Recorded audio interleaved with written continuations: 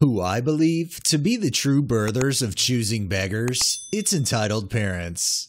Our first one is from Bully Fanatic 1. My childhood was an absolute shit show that I'm still dealing with the ramifications from today. My parents divorced when I was barely 2 years old. My father was very abusive and was in and out of jail and homelessness my whole life. When I was 6, my mom, who was a once a month on the weekends parent, she never showed up to the custody hearing, so the judge gave custody to my abusive dad, decided she couldn't be a mother anymore, married another man, moved states, and had another child that she loved enough to raise. I only saw my bio mother about 5 times in my entire childhood. I was raised by my abusive father and my grandma until he OD'd when I was 17. My mom didn't want to go to the courts to get custody, and neither did my grandma, since I was a senior in high school. So CPS just decided to let me keep living with my grandma until I graduated. So I became a legal orphan. I was able to go to college for free due to being an orphan and being in poverty. I eventually joined the military, moved out of my shithole state, got married, and have been having a great life ever since. I went about 7 years without speaking with my bio mom on the phone or in person. Randomly, about 2 years ago, when I went back to my home state to visit my dad's side of the family, I hadn't seen them in over 3 years. I avoid going home often because everyone but me are either a druggie or living in poverty, so they're always harassing my husband and I for money, favors, etc., while also yelling at me for having the audacity to fight my way out of poverty and make a life for myself. She called me and had apparently moved back to my home state with my half-sister several years ago, and I had no idea. She begged me to meet her in person, where she then spent 2 hours sobbing about how sorry she is for abandoning me to my abusive father and how she regrets it every day. I tentatively agreed to forgive her and slowly build a relationship. She was happy with her at first, but is now upset I now treat her as some distant aunt instead of having a mother-daughter relationship. To be honest, we will never have a mother-daughter relationship. If she wanted one, she should have raised me. Anyway, my half-sister also decided to reach out to me and create a relationship. We talk all the time and have become close. The last time I went home to visit, we went out to eat, and she asked me what the plan was for my mom once she gets too old to take care of herself. I said whatever she decides to do, I'll emotionally support her for her decision. She asked what I meant, and I said I have zero plans to financially or physically help my mother in any way. She didn't raise me. She doesn't get the joy of having her oldest daughter take care of her in old age. My half-sister was quite upset with me and ran and told my mom, who then decided to start blowing up my phone, saying that she apologized and is trying, but that doesn't mean that I can abandon her in her time of need. I just laughed and hung up the phone. My husband fucking hates her and only puts up with her at all because of me. I don't know where this audacity is coming from. I don't know her and she doesn't know me, but because I have more money and no kids, she thinks I should be the one to house and help her. Nope, not happening. The entitlement in this mother is strong. I'm 100% on the OP side with this, because if I had a parent that wasn't in my life but then expected like I was expected to do things for them as if they've been there, it doesn't work like that. This next one is by Nylock Lives. So my wife and I have 2 kids, a nearly 3-year-old and an 18-month-old. We want to cruise to the Bahamas for 2, meaning the kids couldn't go. My mother volunteers to watch the kids. Great, it's all settled. We're going to get away for a week and have some time for ourselves. As the date approaches, Mom starts talking about having the kids at her house for a week when we told her we're under the impression that she was going to be at our house. All the kids' stuff is here. Our home is a single story and east to track the kids live in. It's significantly closer to all of their doctors for emergencies.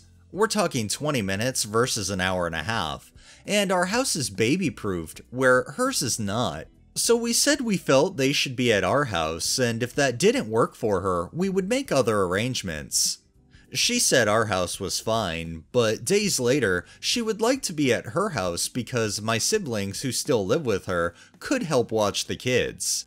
These are the same siblings who we were told needed to be instructed on how to be nice to toddlers, which is why we weren't invited to Thanksgiving. No thanks, we'll get you support through our own channels, people you know and like who can pop in and get you relief and help out. We leave for our trip, though as we are showing Mom where everything is and going over food and snacks, she's more interested in playing with the kids than learning where the diapers are. So day 1, in the boat, my wife uses the boat's internet to do a video call to check on the kids.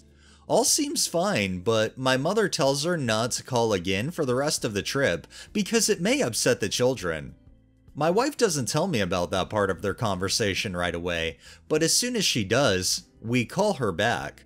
When she answers, she's at her house with the kids, and you can see brand new kids apparel and paraphernalia in the background. I asked her what happened, and she tells me that she was really sick and thinks she got norovirus. What the hell? Super nauseous. It was all she could do to call her brother, who lives 5 minutes from me, to have him pack the kids in my wife's car and drive an hour and a half to her house.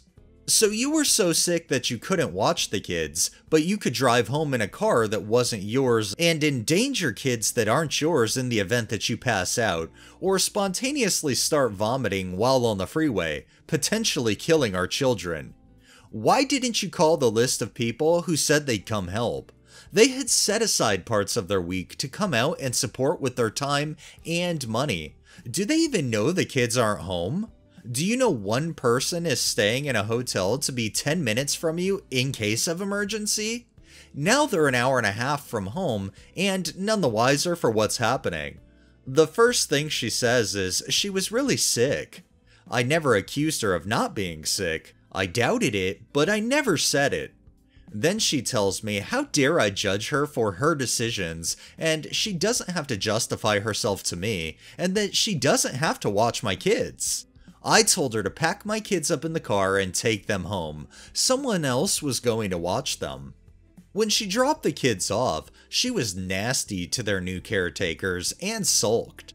As soon as I knew the kids were safe, I sent her a message saying she clearly didn't respect us as parents. Doesn't matter how many kids she raised, these are ours, and she sure as hell needed to justify herself and check in with us if she was too sick to do her job. We have the right to know what's going on with our kids, and any sane person would call us and ask what we wanted them to do before packing the kids up and taking them away. If the roles were reversed, she would have absolutely lost her mind, and I know because I've seen it, and that she didn't need to see the kids again if she was going to go that far out of her way to undermine us, then act like a spoiled child to family and friends when she gets caught.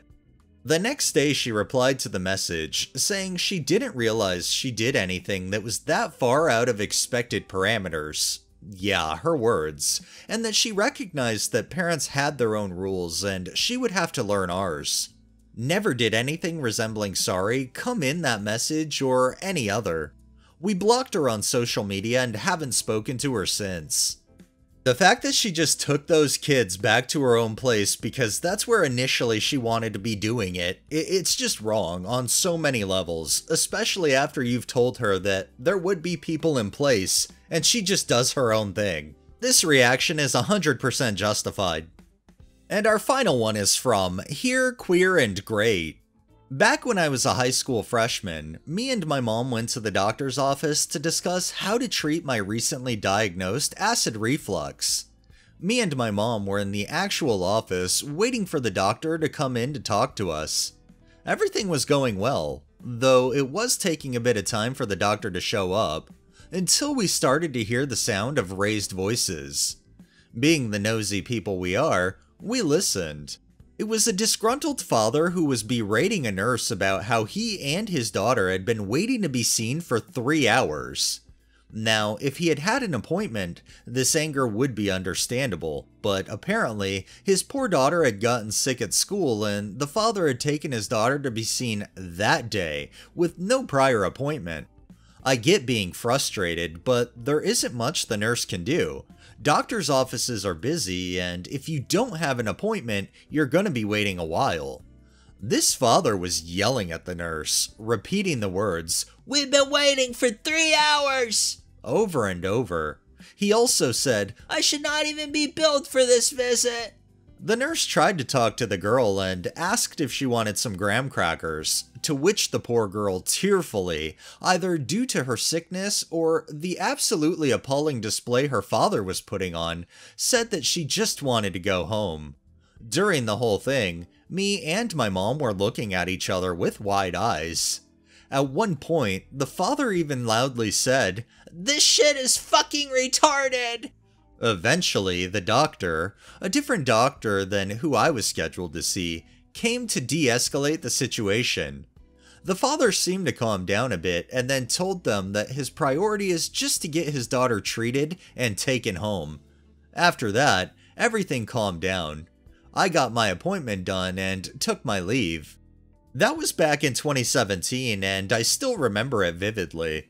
That was one of the worst temper tantrums I've ever seen, even though I technically didn't see it since the door was closed and it came from a fully grown adult with a kid. My father works in pediatrics and even he hasn't seen such childish behavior. Don't get me wrong, I get that he was likely stressed out due to the situation, but that doesn't give him the license to verbally abuse a nurse who can't do much. If I was the doctor and I saw that man verbally abusing the nurse, he would have left the office at the end of my shoe. Honestly, the person I feel the second worst for, the first being that poor nurse, is the daughter. She had just gotten sick, had to wait 3 hours to be seen. Again, it takes a while to be seen without an appointment, but it's still far from ideal. And then had to witness her father go on a massive temper tantrum due to not getting his way. Sir, I'm fairly certain that your daughter is suffering more than you are.